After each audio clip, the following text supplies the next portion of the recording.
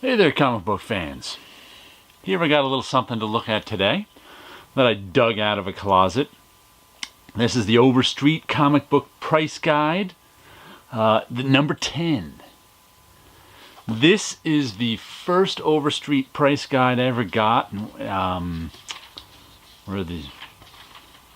1980, 1981, and I believe I think I got this around 1980. I can't even remember where I got it from.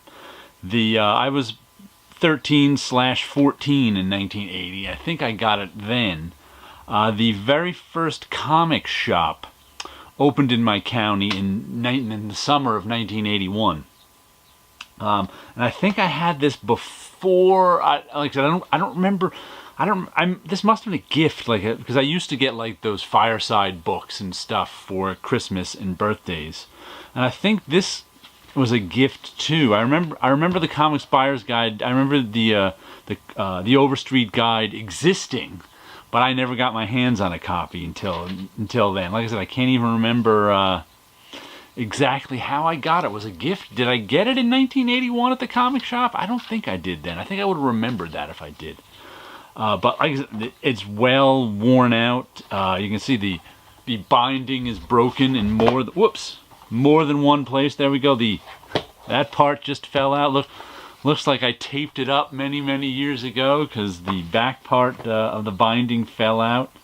Oh, let's see, where was that weird sign? Is that the very end? Yeah, that's the very end. Yeah, you can see the tape on there. I don't even think I got another one of these for a few years after this. But this was as much a history book to me as a price guide, because I really wasn't buying that many back issues, but I loved it because it had all sorts of information on comic books in it. And I believe this was also the very first time I saw an Alex Schomburg cover, and I've really grown to like his stuff, but this is not one of my favorite Alex Schomburg covers. It's done a weird style. Look how Submariner is done with all paint and no black line, but Captain America and the Human Torch have black line in them. So it's kind of like, well, why does he have no black lines in him? That was a little weird. But like I said, I remember reading about him in these books. There must have been an article on him in this, but we'll have to see. But here we go, 3 mil plastic. This is when I first learned about comic book bags and stuff. And like boards there really weren't a lot of. I probably started getting comic book bags around this time, but I never got boards because they weren't. It wasn't until like the late 80s or the 90s that bags and boards became standard. Kind of. It was just mostly bags in these days, and you'd get all this nice Frank Brunner, just ad art. I always liked the ad art in this. I mean, look at that. You couldn't see that. Looking Glass Productions is proud to announce a limited edition of the new work by Frank Brunner, Queen of Pentacles, engraved in brass. That's what it says all up there. But it's like you couldn't. This was the only place I could see stuff like that. Was in this Comics Buyer's Guide. So I loved looking through it. Well, this has got a little preface on little history of what all the pence variants, the direct sales, and the newsstand. And I love these little articles. Where was it? I loved looking at these ads. Table of contents, Atlas Publishers Abbreviation Code, and here is just all sorts of. Here's an article on the preservation of comics. I eat that stuff up. Good stuff. Investors' data, why people collect comics. These are long before the internet, so there was no place to get all this information. And of course, there was always ads, buying and selling comics. And this is also a book where I learned that dealers, and a lot of these ads are like, we buy at 25% of guide price, and I was like, ooh, that's kind of you get these little silly cartoons like this one, photo cartoon, Xanadu, Comics and Collectibles. And I just, Bill Cole. And of course you get stuff like this. I never saw any of this stuff before. All these comic book covers. I would spend lots of time just perusing this, looking at these old covers. Then we get to the yellow pages. Buying comic books and baseball cards. I'm loaded with cash and I'm looking for them. And when I find them, I pay top dollar for them. That you either got this ad or the ad with the guy saying, "I buy it 25% of."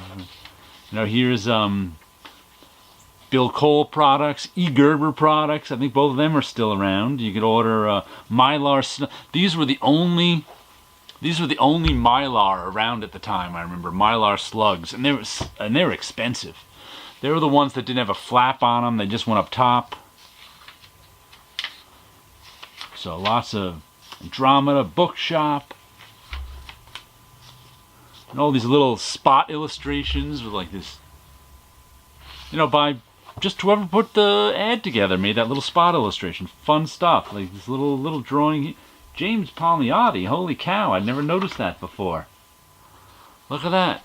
Jimmy Palmiotti must have drawn this one for Flatbush. We'll have to tweet that to him. Look, more pages just fell out on me. These go in here somewhere. Where is the very beginning? These are. Look at the whole thing's falling apart.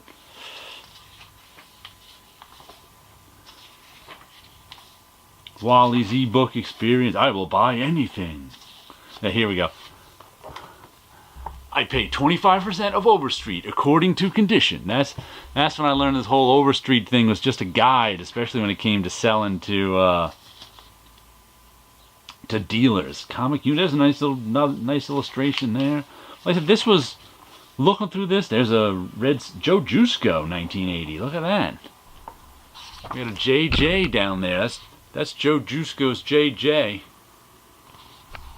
I didn't realize he'd Village Comic Art Shop. I didn't realize. I guess this is when he was just starting out. He's became a painter. Some Rich Buckler. A New York City comic flea market.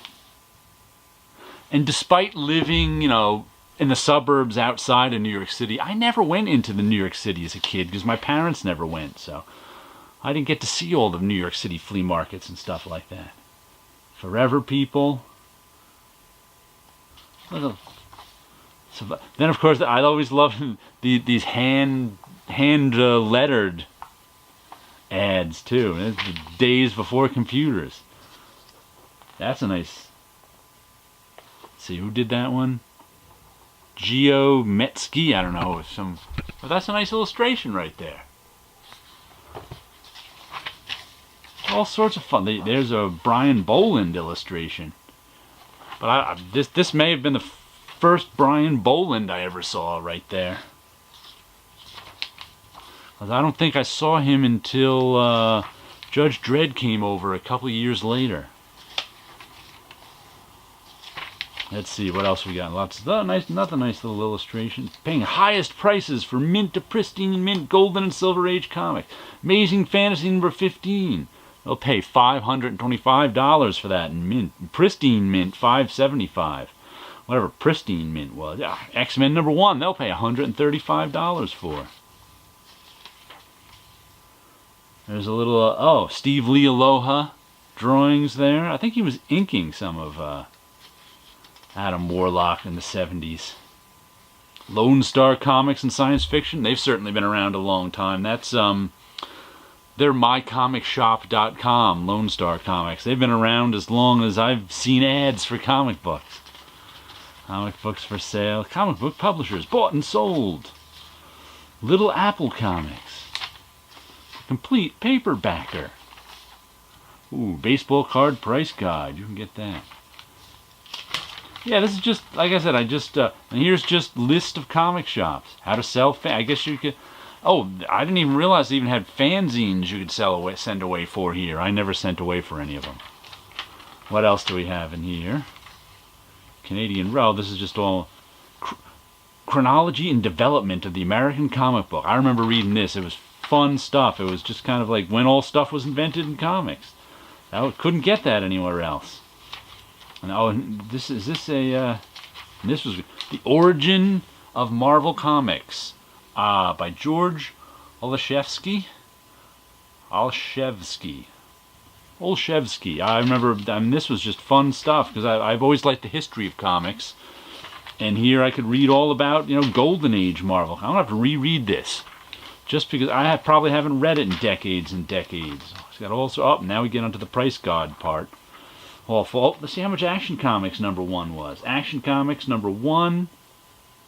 That's a reprint. Where is it? Origin and First Appearance Superman. Mint condition, 9,200. If only I had 9,200 to spend in 1980. But of course, all the prices are going to be low. But I just like looking through it. Oh, and I was just discussing. Here's another one. Here's all the different prices for Classics Illustrated. It's like, I don't think anyone collects Classics Illustrated anymore, but they certainly did back then. And I remember reading about it a lot of times, and how to, as you see, how to tell the different printings apart and stuff like that. But it's like, it's completely forgotten now, Classics Illustrated. I've never seen an issue of Classics Illustrated on YouTube. That's how kind of forgotten it is. But in the 70s and early 80s, it was still going strong, Classics Illustrated. I remember reading a lot of stuff about it in the early days. Daring Comics, Daring Love, some Daredevil. How much Daredevil #1 was? Daredevil #1, mint condition, $90. Only we had a time machine. Some Defenders, some Demon. So I just loved looking through this, looking at and it always gave you information like Crimson Arrow cover, first appearance Batman and Commissioner Gordon by Bob Kane. Oh, we on Detective Comics? Oh yeah, Detective Comics #27. Oh, that's what we were on, $5,200. Pick that one up for a song back in 1980. Commandos cover, first appearance Two-Face. So if you wanted to find out all these first appearances and stuff, you had to look in this book. This is where you found everything out. And this is where you found out, Neil Adams covers, they gave you the numbers. Anderson art, they gave you the numbers. Ditko story, they gave you the numbers. This is all in Detective. Wrightson cover. So if you needed to find stuff out of who did what, there was no internet to look it up on, so you looked it up in this book. Let's see. Doctor Strange. New costume for Doctor Strange. So it's like you could just by reading this, you could figure out stuff that happened in the comics. Brunner cover, Starlin's stories, pencils, #24 and #25. Charlton Pup, some stuff that I had no information about whatsoever. Dr. Tom Brent, young intern. Oh, of course you knew it was February 1963, Charlton Publications, but then just 1 and then 2 to 5. It's like, you got nothing there on Dr. Brent.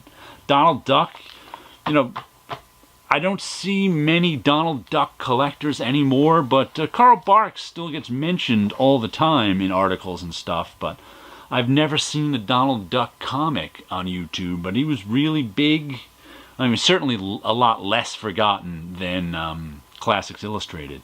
But you don't see this stuff anymore. Just, 4-color number, and figuring out all the numbering and stuff for these Disney stuff was tough. 4-color number 33, 339, 7. 379, not by Barks. So you'd find that at Barks covers only. Reprinted in Best of Donald Duck and Uncle Scrooge #1. Barks art, 6 pages, 9 pages. That's how big Carl Barks was. They had a note when he was drawing these down. Barks reprint. Reprints 4-color number 394. Just fun stuff to look through. The prices were kind of secondary to me, because I wasn't buying EC Classics reprints. Haunt of Fear #12, Weird Crime. I may have first heard of EC Comics looking through this thing. Ellery Queen, I remember my mother reading Ellery Queen magazine and books. I was like, there was an Ellery Queen comic? Who knew? May 1949, Superior Comics, Cayman Art. Drug Mention story, Cayman Story. So they give you a little bit of the artist and what's going on in it. So let's look up Incredible Hulk 181 just for fun. I think it's under Incredible. H-I... Because it took a long time for that first appearance of Wolverine to rise in price. Where is it? H-I-N, Inferior 5? Incredible Hulk.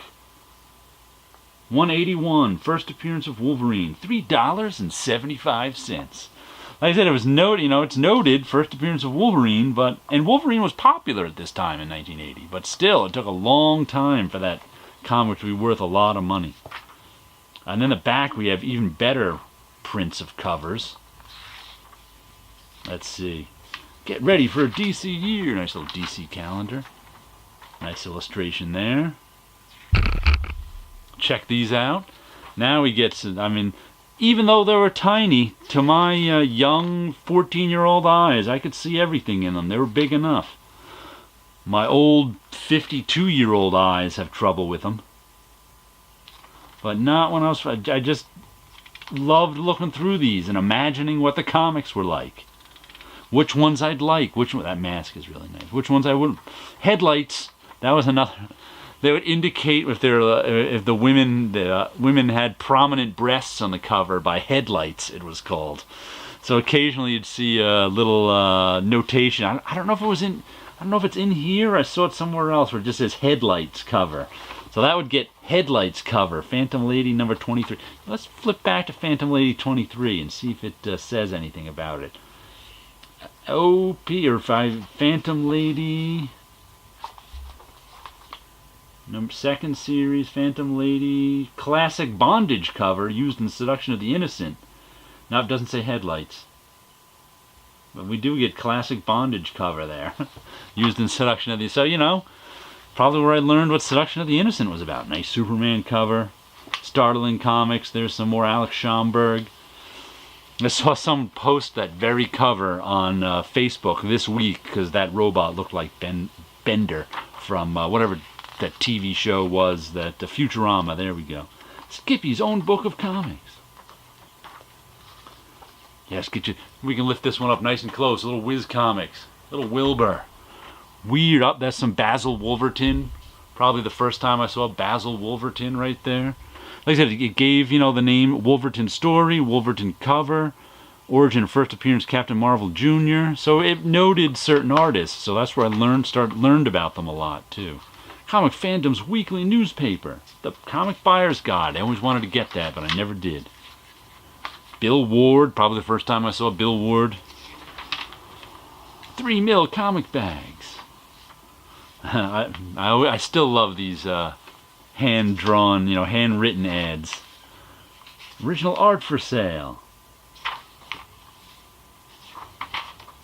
Little Thor there, the comic, as you can see, it's falling apart. I looked through this so much. But there you go. Just figured I'd bring that back and pull it out of its closet for the first time in many, many years and give it a look through with you. Hope you had a good time looking at it, and we will catch you later.